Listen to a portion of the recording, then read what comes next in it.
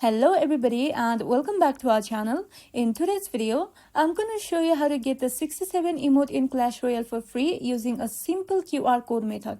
First of all, open the Clash Royale app on your phone and make sure you're logged into your Supercell ID account. Then tap on the three lines menu at the top right corner.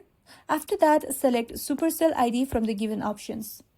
Then tap on the Friends tab and then tap on Add beside Add or Invite Friends to Supercell ID. Here, you will see two options, one to share your own QR code and the other to scan a QR code. Now, if you have the 67 emote QR code, simply tap on Scan QR code and point your camera at it.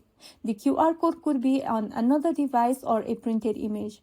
And if you have saved the QR code as a screenshot, just open your photo library, then long press on the QR code image. After that, tap on Open in Clash Royale.